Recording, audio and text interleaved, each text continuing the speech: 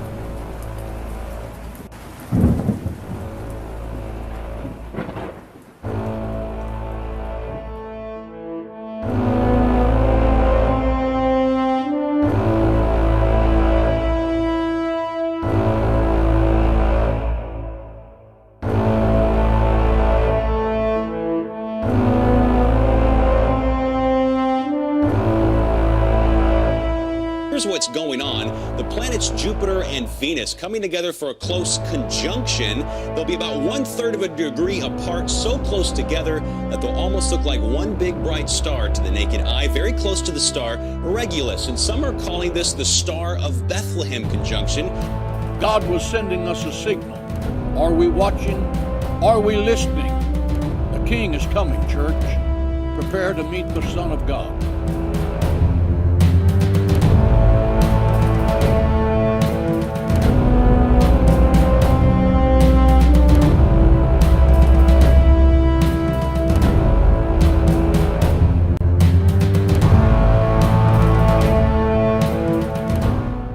Mark and Michelle, a lot of folks taking to social media to describe what they saw around 8:30 this evening, saying it was a huge, bright blue-green light in the sky.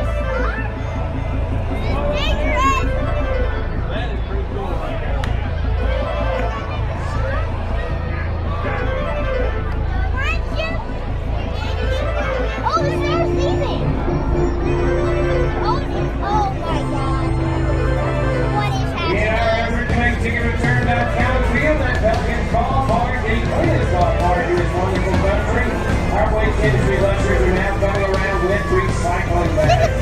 Please recycling bottles and/or cans with which you may be finished. Thank you. All right, fans, it's time to sing on down to Hannah, who's about the first base dugout with our contestant tonight, who will try their hand at the casino. Hit it or hold it. Oh, Hannah!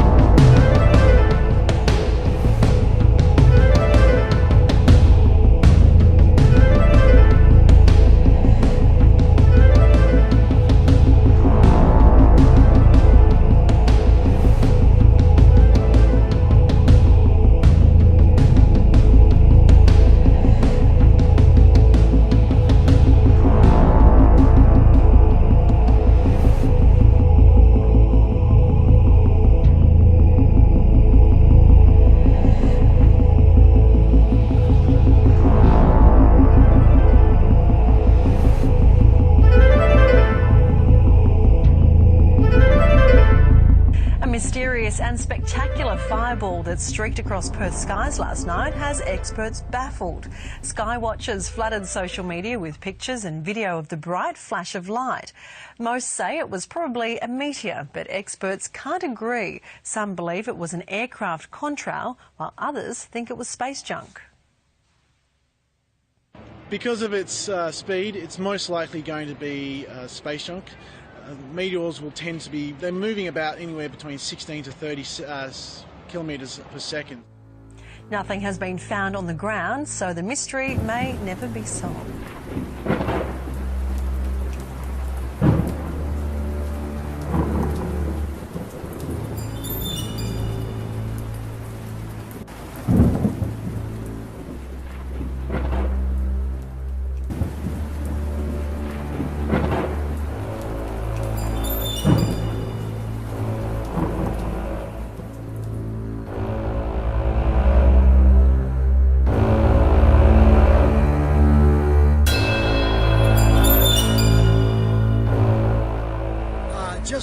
Just looks like north of the bridge. There's a bus there. Dead seagulls all over Jefferson. Take a look at them. They're seagulls. They're hit by cars. Some of them are left for dead. There's one that was hit just a minute ago.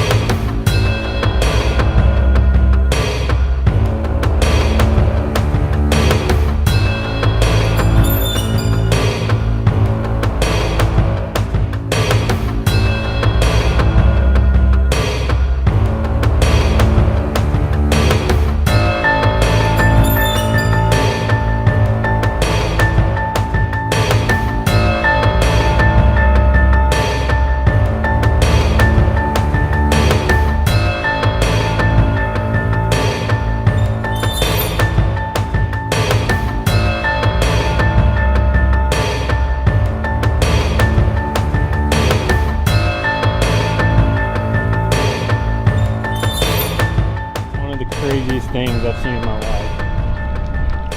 Massive amounts of fish. Oh, look how many. They just washed up everywhere. And they're all down the beach.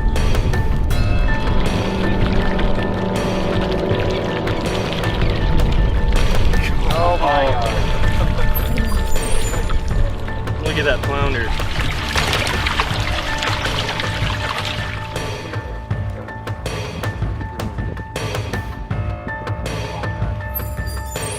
Look at this, guys. This is insane.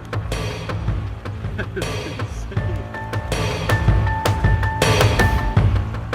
A picture-perfect day along the Lake Erie shoreline until something frightful began surfacing from the deep Wednesday. We were all just sitting here like, what the heck is happening? What is this? What's going on? Northeasterly winds pushed the rolling waves westward, right into Sheffield Lake. It looked like there were whitecaps, but they were a bunch of dead fish. A lot of dead fish. Turning the boat launch and beach into a watery grave. There were just piles of dead fish everywhere, and guys were burying them. Pretty disgusting. All of them sheep's head, also known as freshwater drumfish. If you look out past that pier, there's one out there. There's 3, 4, 5, 6, 7 of them right now. Mayor Dennis Bring was immediately concerned and began contacting both the EPA and ODNR. This is obviously our drinking water. We want to make sure it's safe. The Ohio Department of Natural Resources is keeping an eye on the situation, but says at this point it does not appear to be linked to either the nearby power plant or any sort of disease, because they say if that was the case, multiple species would be washing ashore. There is a massive fish kill on Puget Sound that has beachfront residents worried something is wrong with the environment. KOMO's Keith Eldridge reports from the shoreline in Mason County. Everywhere you look, a mace. You know, I said, what is this? Hundreds, if not thousands, of dead fish. Poor things. Washed up on the shores of Case Inlet at Belfair. It's sad. It's really sad. It has residents worried about what did this. I don't know what happened to them. I don't know. People who live along the beach say the fish started showing up a couple of days ago. I saw a little bit come in, and it's like, what is that shiny stuff in the water? That shiny stuff turned out to be a massive fish kill, with the tide leaving the carcasses stranded on the beach and even higher up during high tide. Oh, yeah. They're all in the tall grass. It's so sad. You don't see them every day or anything. It's just a whale being beached. He's sick. It's rare and certainly tough to see. Last Thursday, we told you about this 10-foot pilot whale found stranded on the coast in Taylor County. And now we're learning it wasn't the only one. Researchers are trying to figure out why this is happening. Erica Fernandez is in our studio with more on that. Erica? Ben, Julie, researchers are starting to think that there may be something wrong with the species. Now, these animals, they travel in groups, and if their leader is sick, there's a good possibility the pack is just following behind. Now, over a 4-day period, rescue teams and FWC responded to 10 different whale strandings in Taylor and Dixie counties. And of those 10, only one was saved. The mammal found washed ashore in Hagen's Cove last week in shock for hours before vets deemed it too sick to save, and it was euthanized. 8 others also found last weekend, but none surviving. Researchers now looking into what's causing the whales to beach themselves and if and how they can be treated. What is known for historic stranding is that this kind of species does not strand alone. Sometimes when there's a whole population, the leader of the population is sick and the whole population follow and strand together with the leader. Now, these 10 strandings in our area come just 2 weeks after another pilot whale was found stranded in Siesta Key.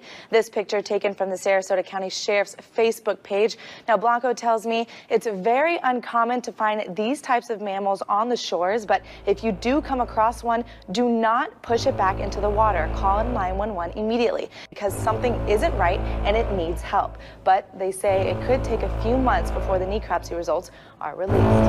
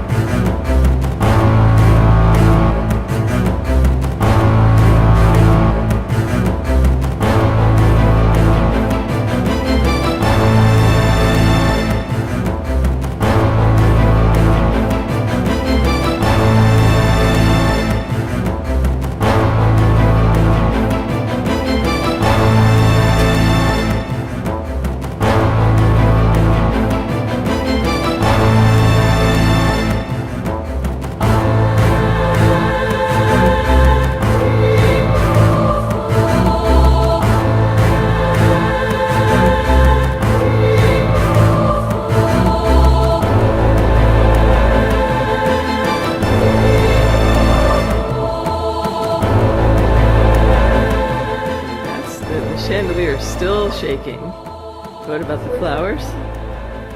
Okay. And the clock is still rocking. That's what, 5 minutes later? We've got today's other top stories. That's right, and we begin with a rare and strong earthquake that jolted Montana overnight. The magnitude 5.8 quake briefly knocked out power, tipped over shelves, broke glass.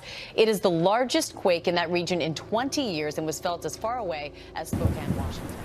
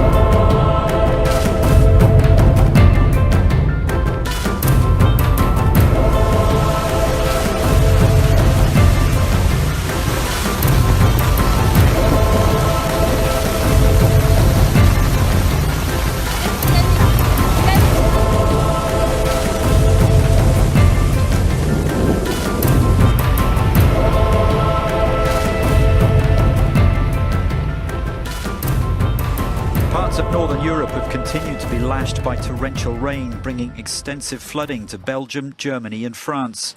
Paris has never experienced so much rain in May since records began in 1873. Paris has never experienced so much rain in May since records began in 1873. The French capital has been drenched with 3 weeks of rain in just an hour. The French capital has been drenched with 3 weeks of rain in just an hour. Raining in southern Japan since last week when 20 inches of rain fell in the region in just 12 hours. When 20 inches of rain fell in the region in just 12 hours. 18 metro stations had to close because of flooding, and on the roads as well. Some drivers didn't seem to notice the change in road conditions. Northern France, getting around is a question of improvisation. Streets are no longer streets but canals. Fire crews have been called out hundreds of times, having no other option but to travel by boat. For some, no French meal is complete without bread, come what may. A summer's day in Prague. Tourists come here from around the world to stroll across the medieval Charles Bridge. On Tuesday afternoon, they were forced to run for cover. The Czech capital was one of several European cities hit by heavy.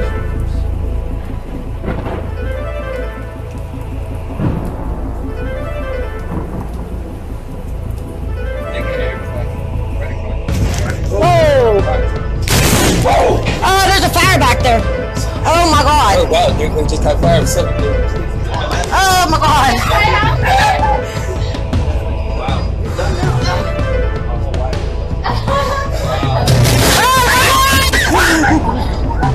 Where can we go so we are away from it? That was your truck just got hit.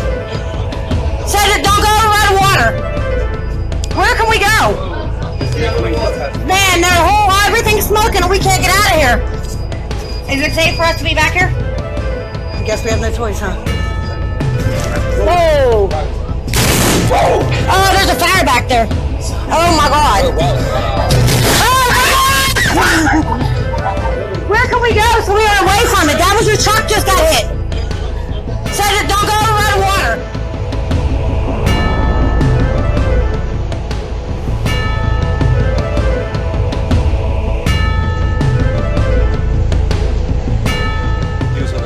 Tonight, where a power outage caused by the flooding has forced the evacuation of a hospital.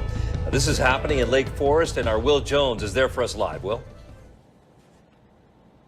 Hey, Ravi, power was restored about an hour ago here at Northwestern Medicine Lake Forest Hospital. About 70 patients were transported to other facilities. We're told all the transports went smoothly. A call to evacuate after flooding knocked out power at Northwestern Medicine Lake Forest Hospital. Hospital officials making the call to transfer patients to nearby facilities after the power went out late this afternoon. The first to move, the patients in the intensive care unit. Ambulances lined up in the parking lot, ready for transport, while ComEd crews worked to restore power. This after up to 7 inches of rain fell in some of the north suburbs, leaving thousands without power and streets and homes flooded. This is cell phone video of water flowing into a basement in Highland Park. Well, obviously, we're going to have to rip out our entire carpet in the basement. We're going to have to probably cut out some drywall. We're going to have to get rid of all our baseboards. We're going to have to repaint.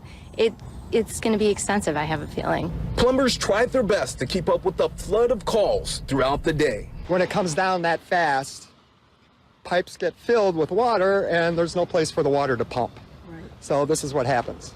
Several roads remain blocked off tonight due to high water. Some bypassed the warning signs, driving right through it. You can drop the rake, we don't care.